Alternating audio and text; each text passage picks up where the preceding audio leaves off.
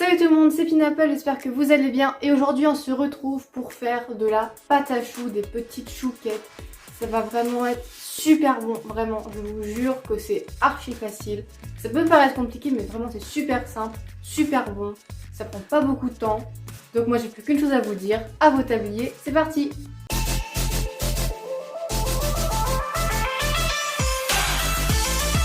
Alors pour ces petits choux, vous aurez besoin de 75 g de farine, de 125 g d'eau, de 50 g de beurre, de 5 g de sucre, de 2 g de sel et de 125 g d'œufs.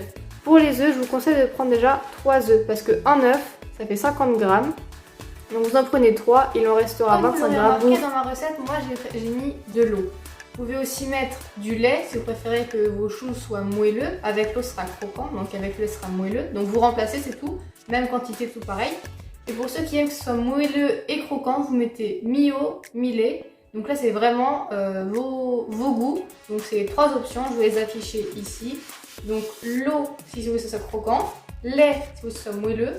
Et puis lait et eau, ou si vous aimez que ce soit un peu moelleux, un peu croustillant. Donc on va venir prendre une casserole et on va y mettre l'eau, le sucre, le sel et le beurre. Tac. Et on va venir mettre ça à feu doux pour que tout se mélange bien. Et on va venir mélanger juste pour que ce soit bien homogène et qu'on arrive à une petite ébullition. Donc à l'aide d'une maryse, on va venir faire fondre tout ça.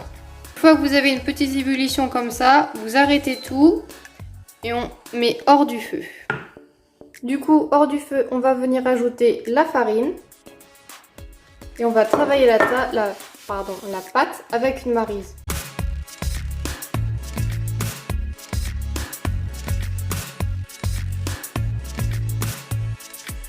Donc là notre pâte, vous voyez, elle est pas mal, elle est vraiment bien. On va venir la dessécher en remettant à feu doux la pâte. Et on va toujours continuer de la travailler. Donc pour cela, on la remet sur feu moyen, comme tout à l'heure. Et on va venir la travailler comme ça. Pour vraiment la dessécher et retirer un petit peu l'eau qu'on lui a mise. En l'écrasant sur les bords.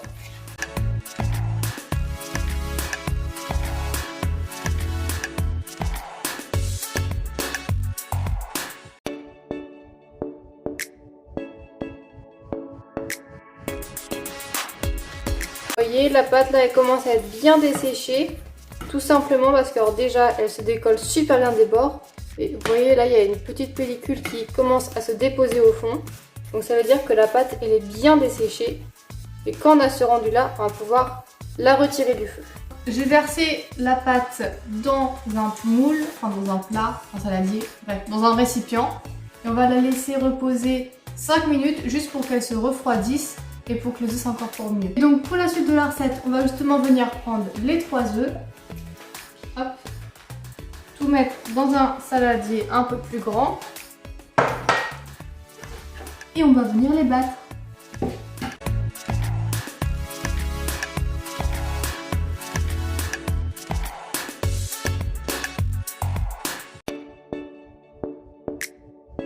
Et donc maintenant qu'on a battu nos œufs, on va venir en peser du coup 125 g. C'est là où on pèse. Et le reste d'œufs, vous pouvez en faire une omelette, des œufs brouillés, ce que vous voudrez. Mais du coup, il faut bien qu'on prenne 125 g. Donc là, j'ai repris mon petit pot de tout à l'heure. Et en fait, je vais juste mettre 25 g dans ce pot. Comme ça, il me restera justement 125.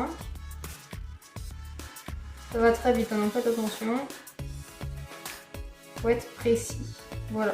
Bon, 126 g, on joue pas non plus. Voilà. Donc justement, avec ça, vous pourrez faire une omelette, ce que vous voudrez. Et donc maintenant, on va laisser encore attendre juste 1 ou 2 minutes pour que la pâte soit bien à température ambiante. Une fois que votre pâte a un peu refroidi, il ne faut pas qu'elle soit non plus froide, il faut qu'elle ait un peu refroidi, vous allez ajouter en 3 fois les œufs. Alors au début, ça va être compliqué de les mélanger ensemble. mais il faut justement faire petit à petit pour que ce soit plus facile à incorporer, toujours à la maryse.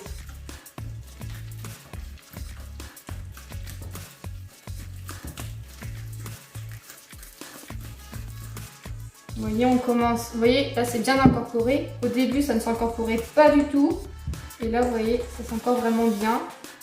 Et c'est l'intérêt de faire ça en 3 fois, c'est que on a beaucoup plus de facilité à incorporer les œufs.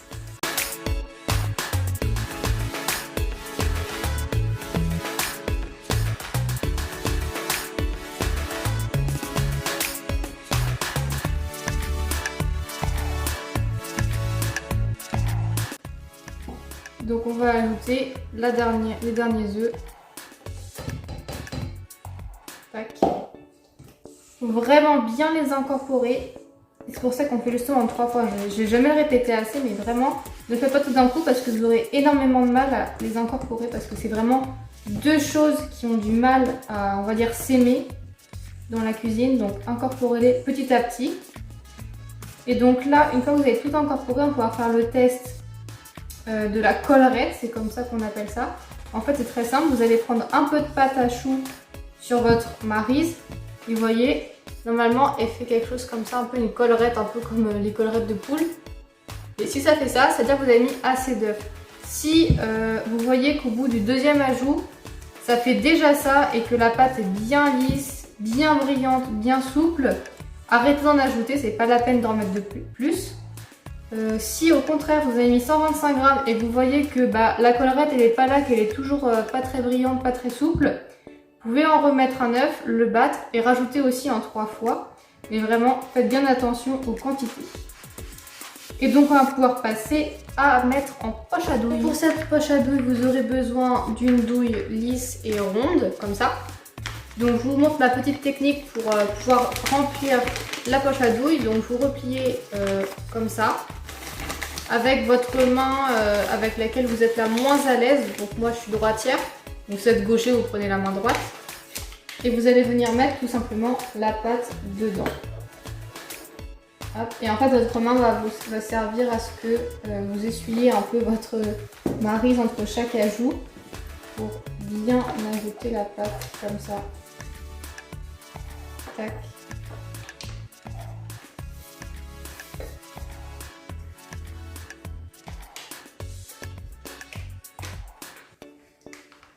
Voilà, on met bien toute la pâte pour pas qu'il y ait de gâchis.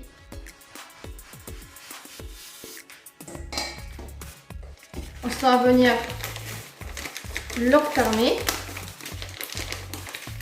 et faire glisser toute la pâte vers le bout en essayant d'enlever les petites bulles d'air.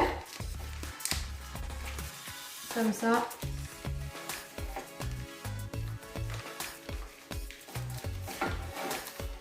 Hop.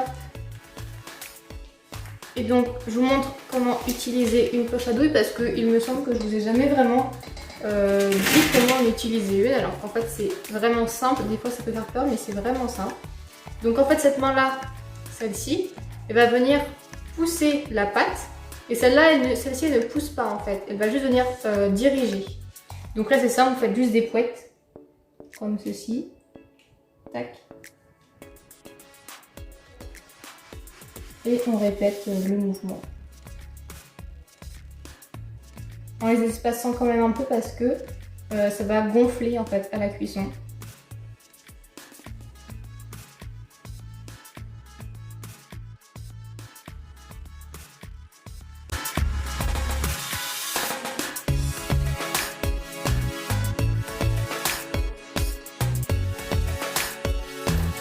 Ah oui, j'ai failli oublier aussi de rajouter du sucre perlé et du sucre grain pour faire des vraies chouquettes avec des vrais petits bouts de sucre ou mettre des petits vermicelles comme ça.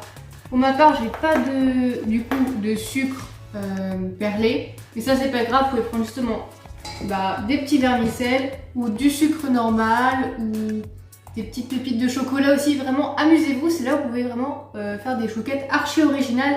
Et c'est ça qui va faire toute la beauté des chouquettes maison.